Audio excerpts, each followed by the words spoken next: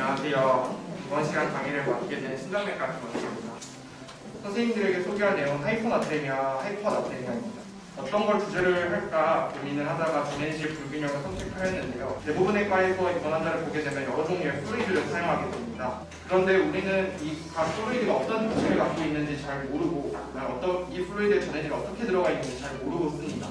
예를 들면 플라즈마 솔루션에는 포타슘이 들어가 있거든요. 이렇게. 그런데 하이퍼칼레미아 환자는 플라즈마 솔루션을 주고 있기도 합니다. 미너프에 소듐이 얼마나 들어가 있는지 아시는 분은 아마 아무도 없으실 건데 저도 마찬가지로 잘 몰라서 인터넷에 검색을 해서 조성을 찾아보기도 하고 TP에는 노멀 셀렌이랑 같은 조성을 찾으려면 NaCl 몇 앰프를 믹스해야 되는지 이렇게 계산을 해놓고 그것 보고 사용을 하고, 그래서 우리가 너무나도 흔하게 사용하는 플루이드인데 정작 의료진들조차도 각 플루이드의 조성이라던가 특징에 대한 이해가 부족하기 때문에 각종 일렉트로라이트 임밸런스가 발생하게 됩니다. 그래서 이 강의를 통해서 이 플루이드를 우리가 좀 알고 쓸 수 있으면 더 좋겠다는 마음으로 전하트륨 혈중과 고나트륨 혈중을 주제로 선정하게 되었습니다. 강의 목표입니다. 그래서 이 강의를 통해 선생님들이 우리 몸에서 수분이 차지하는 비율에 대해서 알게 되었으면 좋겠고, 전하트륨 혈중 환자가 왔을 때 간호 선생님들이 확인해줘야 되는 히스토리 테이킹, 그리고 빨리 확인해야 할 검사 결과들에 대해서 알게 되었으면 좋겠습니다. 또 전하트륨 혈중 치료에 무엇이 있는지, 그리고 치료 시 주의해야 할 점에 대해 알아야 하고, 고나트륨 혈중 환자들은 왜 고나트륨 혈증이 발생하였는지 알 수 있는 계기가 되었으면 좋겠습니다. 학교 다닐 때 생리학 수업을 들으면 항상 볼 수 있는 그림인데요. 우리 몸에서 수분이 차지하는 비율은 성인 남성 기준으로 대략 60% 정도이고 성인 여성이나 노인의 경우에는 50% 정도로 적기도 합니다. 우리 몸에 있는 수분의 3분의 2는 세포 안에 존재하고 3분의 1 정도만 세포 밖으로 존재하게 됩니다. 세포 밖에 있는 플루이드 중 대부분이 80%가 세포 간질에 존재하게 되고, 블러드베슬 안에 존재하는 플루이드는 약 20% 정도밖에 되지 않습니다. 그래서 우리 몸에 있는 물이 대부분 혈액 안에, 혈관 안에 존재할 거라고 생각을 하는데 정작 블러드베슬 안에 있는 물은 전체 물의 약 20%에서 7% 정도밖에 되지 않는다는 걸 알고 계셔야 합니다. 그래서 노멀셀렌 1리터를 환자에게 주면 실제로 혈관 안으로 들어가는 양은 약 275ml 정도밖에 안 되고요. 대부분은 혈관 밖 인더스트리얼 티슈에 존재하게 되고 이게 부종을 유발하게 됩니다. 이번 환자한테 플루이드를 우리가 많이 주면 부종이 발생하는 이유가 바로 여기에 있습니다. 본격적으로 전하트륨 혈증에 대한 설명드리도록 하겠습니다. 전하트륨 혈증 환자가 처음 왔을 때 가장 먼저 해야 되는 것은 전하트륨 혈증이 진짜 맞는가 의심부터 해야 합니다. 가짜 전하트륨 혈증도 있어? 라고 생각하실 텐데 실제로 가짜 전하트륨 혈증도 존재를 합니다. 예를 들면 중성지방이 너무 높거나 단백질이 정상보다 훨씬 높은 경우 검사 기계 자체에 오류를 발생시켜서 실제로는 전하트륨 혈증이 없는데 마치 전하트륨 혈증인 것처럼 결과를 보고하기도 합니다. 그래서 전하트륨 혈증 환자를 처음 보게 되면 이게 진짜 전하트륨 상태가 맞는지 확인부터 해야 합니다. 진짜 전하트륨 혈증인지를 알려면 실험 오스몰라리티를 확인해야 되는데요. 실험 오스몰라리티는 피검사 결과를 통해서도 확인할 수 있지만 소듐, 비유액, 글루코즈 레벨을 측정하고 이를 통해 실험 오스몰라리티를 유추할 수도 있습니다.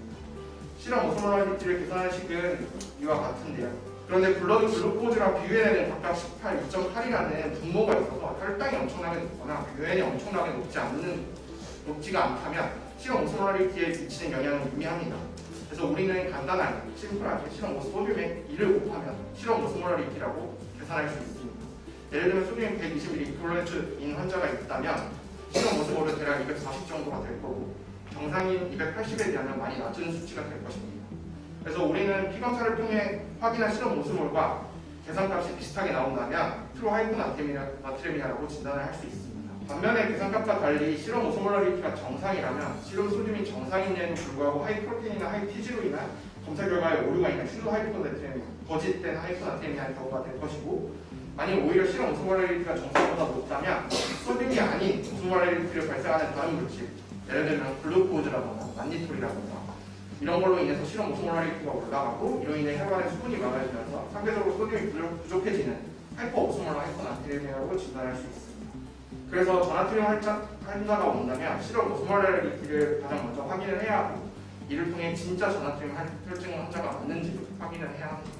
그럼 트루 하이포나트레미아 환자가 왔을 때 치료는 어떻게 해야 될까요? 이 중에 어떤 게 정답일까요? 아마 대부분 선생님들은 3% 셀라인이 정답이라고 생각을 하실 텐데 실제로 여기 있는 보기 모두가 다 정답이 될 수 있습니다. 그래서 이 모든 보기가 정답이 되는 이유를 앞으로 알아보도록 하겠습니다.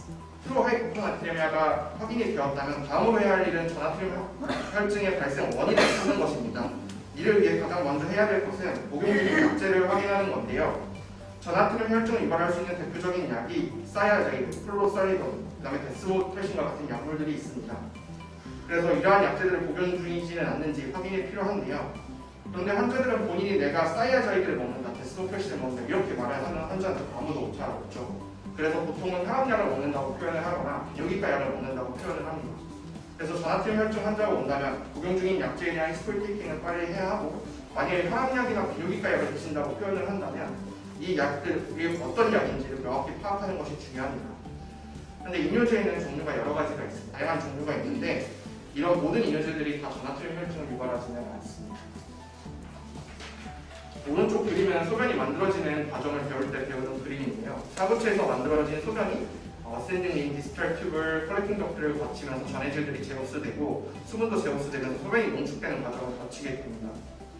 이러한 이뇨제들은 이러한 제거스 과정에 작용하는 이온 채널들을 방해함으로써 전해질들이 소변으로 많이 빠져나가게 하고 이를 통해 수분도 함께 제거하는 작용들을 합니다. 이렇게 소변으로 나트륨 배출을 유발하는 대표적인 이뇨제가 두 종류가 있는데, 하나는 라식스로 유명한 루프다이레티스가 있고요. 다른 하나는 다이크로지스로 유명한 사이아자이드 계열 이뇨제들이 있습니다. 루프다이레티스와 사이아자이드는 각각 이곳에 작용을 해서 소변에서 소듐이 제우스되는 것을 막아서 소듐이 소변으로 배출되는 것을 유발하고 결과적으로는 이뇨 효과를 유발하게 됩니다. 이 두 이뇨제가 작용하는 이온 채널이 다르기 때문에 이뇨제에 대한 효과도 다르게 나타나는데요. 루프다이레티스가 작용하는 어센딩 링은 소듐의 제우스가 많이 일어나는 것으로 이곳에 루프다이레티스가 작용을 하게 되면 소듐의 제거가 많이 발생하게 되고 사이아자이드 계열 이뇨제에 대해 많은 양의 소듐을 소변으로 배출할 수 있게 합니다. 그럼 여기서 드는 의문은 소듐 제거가 루프다이레티스를 사용할 때 더 많이 일어난다면 루프다이레티스를 사용할 때 전하트륨 혈증이 더 많이 발생을 해야 되는 것 아닌가 하는 의문이 당연히 들 수밖에 없는데요. 실상은 그렇지 않습니다. 그 이유는 루프다이레티스를 사용하는 경우에는 소듐을 제거하면서 1대1의 비율로 버터도 같이 함께 제거합니다. 그래서 실제로 우리 몸의 소듐의 농도에는 크게 영향을 주지 못하는 데 반해 사이아제이드는 소듐은 배출을 많이 시키는데 그에 비해 수분 제거가 많이 이루어지지는 않습니다. 그래서 상대적으로 우리 몸에 물이 많이 남게 하고 이게 전하트륨 혈증을 유발하는 원인이 되게 됩니다. 그래서 이뇨제 중에서도 사이아제이드 계열 이뇨제가 전하트륨 혈증을 많이 일으킨다는 사실을 잘 기억해 두셔야 합니다. 만약 환자가 전하트륨 혈증을 유발할 수 있는 약제를 복용하지 않는다면 그 다음에 할 것은 볼륨 스테이시스 평가입니다. 하이포볼레미아 환자는 쉽게 피지컬 이그제를 통해서 감별할 수 있습니다. 예를 들면 다리를 만져보면 피팅이 되거나 있다거나 아니면 체스트 엑스레이를 보면 플루라 이피전이라든가 표면으로 에데마가 있다든가 이런 것들을 통해서 하이포볼레미아 환자는 쉽게 감별해낼 수 있는데 유볼레미아 환자와 하이포볼레미아 환자는 감별하기가 실제로는 쉽지가 않습니다. 하이포볼레미아 환자의 경우에는 혀가 말라있는지를 본다거나 겨드랑이가 말라있는지를 본다거나 이런 걸 통해서 감별해낼 수 있다고는 하나 실제 임상에서는 명확하지 않아서 헷갈리는 경우가 많습니다. 그래서 다음으로 중요한 게 바로 유린 소듐 레벨입니다. 하이포볼레미아에서 유린 소듐이 20 이상인 경우도 있긴 한데 이는 대부분 이뇨제 사용으로 인한 것이어서 이걸 제외하면 하이포볼레미아 환자의 대부분은 유린 소듐이 20 미만으로 나오게 됩니다. 반면에 유볼레미아의 경우에는 유린 소듐이 20 이상이므로 하이퍼볼레미아가 아닌데 유린 소듐이 20 이상이라면 유볼레미아 환자의 가능성이 높다고 판단하면 되고, 만약에 유린 소듐이 20보다 낮다면 하이포볼레미아 환자의 가능성이 높겠구나 이렇게 생각을 하시면 됩니다. 원인이 중요한 게 바로 치료 때문입니다. 이제 치료에 대한 설명을 드릴 건데요. 하이포볼레미아, 하이포나트레미아 환자의 치료는 노말셀라인이나 하프셀라인이 치료입니다. 그 다음에 유볼레미아의 경우에는 수분 제한, 이게 퍼스트 치료고 필요한 경우에는 사프셀라인을 사용할 수 있습니다. 그 다음에 하이포볼레미아 환자의 경우는 수분 제한을 하거나 이뇨제를 사용하는 게 첫 치료고 이 경우에도 필요 시에는 사프셀라인을 사용할 수 있습니다. 그래서 전하트륨 혈증의 치료는 원인에 따라 치료가 달라진다는 게 중요한 포인트이고요. 그래서 전하트륨 혈증 환자가 왔을 때 빨리 복용하고 있는 약제 히스토리를 빨리 파악해야 하고 실험 오소모라이트나 인덱솔링과 같은 이런 결과들을 빨리빨리 확인하는 것이 중요합니다. 앞에서 제가 전하트륨 혈증 치료로 모든 도움이 될 수 있다는 그 이유를 이제는 아실 수 있을 겁니다. 그럼 우리가 알고 있는 전하트륨 혈증의 대표적인 치료법인 삼프로셀라인을 언제 쓰는가가 궁금하실 텐데요. 실험 소듐이 125 미만으로 저하가 되어 있고 그러면서 증상이 있을 때 사용을 하게 됩니다. 전하트륨 혈증으로 인해 발생할 수 있는 증상에는 가볍게는 구역구토, 두통 등이 있을 수 있고요. 심한 경우에는 멘탈 체인지나 시력 같은 것들도 발생할 수 있습니다. 이번엔 전하트륨 혈증 치료에서 주의해야 할 점에 대해서 말씀을 드리겠습니다. 인터넷에서 전하트륨 혈증 치료에 대한 카툰이 있어서 따와봤습니다. 우리가 3월에는 아프면 안 된다는 이야기를 농담처럼 하잖아요. 이게 3월에는 처음 의사가 된 인턴, 처음 주치가 되는 애들은 1년차가 있는 달이어서 3월에 아파서 대학병원 가면 고생한다는 이야기를 하는 겁니다. 그래서 3월에 전화팀 혈증으로 대학병원을 가게 되면 발생할 수 있는 데 대한 사투입니다. 여기 환자가 있는데요. 친절하게도 자기가 전화팀 혈증이라면서 빨리 치료를 해달라고 하면서 요구에 됐습니다. 그래서 내가 1년차는 당황을 했지만 당황하지 않는 척을 하면서 본인을 믿고 걱정하지 말라는 얘기를 하면서 수액을 이렇게 주렁주렁 달게 되죠. 그래서 그 수액을 달고 나서 시간이 조금 흐르네요. 병동에서 전화가 오게 됩니다. 아무튼 선생님이 이 안에서 하이퍼나트레미 환자가 왔었는데 이 환자가 멘탈이 체인지가 발생했다면서 전화를 하게 되죠. 전공의는 이상하다 생각을 하면서 환자를 보러 왔는데 아까 힘들다면서 울고 있던 환자는 이제 울지도 못하는 상태가 되고 마비가 있고 의식은 처지고 이런 상태가 되고 담당 교수님에게 노티를 하게 됩니다. 담당 교수님은 올라오셔서 이아트로제닉 어디 있을까? 저한테 진단명을 말해주면서 이아트로제닉이라는 건 의사가 만들었다는 뜻이거든요. 너의 잘못된 치료로 환자가 이제 나빠졌다는 얘기를 하면서 소듐을 빨리 교정을 한 게 폰스의 신경에, 폰스에 있는 신경에 디제네레이션을 만들려고 불가를 했고 이게 원인이다라고 하면서 친절하게 교수님은 설명도 해주고 세포를 하이퍼토닉 솔루션에 넣게 되면 세포 안에 있던 물들이 세포 밖으로 빠져나가게 되고 이게 세포를 수축시키게 만들고 죽게 만들면서 이런 소듐을 빨리 교정하는 것은 제약이라고 하면서 전공에 나가라고 하고 전공에 수료를 포기하게 되겠죠. 교수님이 친절하게 설명해준 것처럼 전화팀 혈증을 너무 빠르게 교정하면 오스모티틱 마이엘리네이션 신드롬이라는 것이 생기게 되는데요. 이렇게 브레인 셀 주변으로 하이퍼토닉한 상태가 발생을 하게 되면 실험 오스모레이트가 낮은 블러드 셀에만 있던 워터가 하이퍼토닉한 세포 밖으로 이동하게 되고 결과적으로 브레인 셀에 슈링크가 되면서 세포가 죽게 됩니다. ODS는 전화팀 혈증을 빠르게 교정할 때 생기고 어큐트하게 하이포나트레미아가 발생한 환자보다는 크로닉하게 하이포나트레미아가 발생한 환자에서 더 위험합니다. 증상으로는 기억을 잃을 수도 있고 마비가 올 수도 있고 시다나 코마 상태로 멘탈 체인지가 발생하기도 합니다. 이 ODS의 가장 무서운 점은 바로 리버시블 하다는 건데요. 즉 생기면 다시 되돌릴 수가 없습니다. 그렇기 때문에 우리는 ODS를 예방하기 위해 전화팀 혈증을 교정할 때 하루에 10에서 12mg 이상 교정되지 않도록 속도를 조절해서 교정을 하게 됩니다. 이 식을 보시면 되는데 이 식은 어떠한 플루이드 1리터를 줄 때 예상되는 실험 소듐의 변화를 알아내는 공식인데요. 토탈 바디워터 남성 기준으로 전체 체중의 0.6을 곱하고 인퓨제이트 나트륨은 우리가 줄 플루이드의 소듐 농도 예를 들면 3% 셀라인이라면 513이 되겠죠. 그 다음에 실험 소듐은 환자의 현재 실험 소듐 레벨을 넣으면 3% 셀라인 1리터를 줄 때 변화하는 소듐 레벨을 우리가 알 수 있게 됩니다. 이러한 공식을 통해 우리는 어떤 플루이드를 얼마만큼 주면 실험 소듐 레벨이 얼마만큼 변하겠구나를 유추할 수 있고 줘야 할 플루이드의 속도를 결정할 수 있게 됩니다. 허나 세상 만사가 쉬운 일은 없죠. 계산했다고 해서 우리가 계산한 대로 현실에서도 내가 원하는 대로 이쁘게 교정되지는 잘 않습니다. 그래서 교정 중간중간에 일렉트로라이트를 팔로우를 해야 하고 우리가 예상한 속도로 실험 소듐이 교정되고 있는지를 확인이 반드시 필요합니다. 만약 10ml 이퀄런트보다 빠른 속도로 교정이 된다면 오히려 하이프셀레인이나 덱스트로즈와 같은 하이퍼토닉한 플루이드를 써서 실험 소듐 레벨을 맞춰주는 것이 필요합니다.